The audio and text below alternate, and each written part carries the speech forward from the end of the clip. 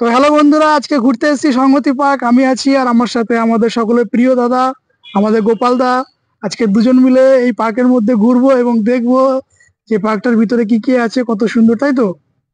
তো চলো বন্ধুরা, একটু পার্কটা ঘুরে দেখে নিই। চলো ঘুরি।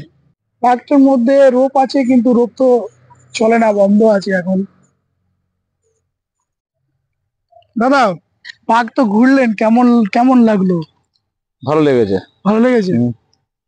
তো বন্ধুরা, অশোকনগর সংহতি সংহতি পার্ক। পার্ক। আমরা এখন সংহতি পার্কে আছি দুজন, আমি আর আমাদের গোপাল দা। তো ঘুরে ঘুরে দেখলাম, খুব একটা ভালো আমার লাগলো না, কারণ এই পার্কের মধ্যে অনেক কিছু সব বন্ধ হয়ে গেছে।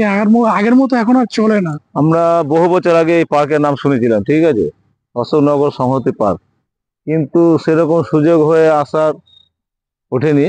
তা যাই হোক, তা যেভাবে হোক আজকে আমরা এখানে এসে পৌঁছালাম।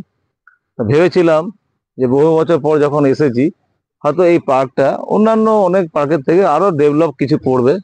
তা সেরকম কিছু দেখলাম না। তা যেটুকু দেখলাম ঠিকই আছে। চলো, নতুন জায়গা সবসময় ঘুরতে ভালো লাগে, সবসময় চাই একটু নতুন জায়গায় যাই। তাই আজকে আমরা একটা নতুন জায়গায়, এটা আমাদের জীবনে এসেছি, ভালো লেগেছে, খারাপ কিছু বলবো না। মোটামুটি চলো আবার আসবো, মোটামুটি আবার দেখা। বন্ধুরা, এই সংহতি পার্কের মধ্যে এখন বসে আছি। তো পার্কটি পুরো ঘুরে দেখলাম, তেমন ঘুরে দেখার মতো কিছু নেই। পার্কটি নষ্ট হয়ে গেছে, আগে খুব নাম ছিল।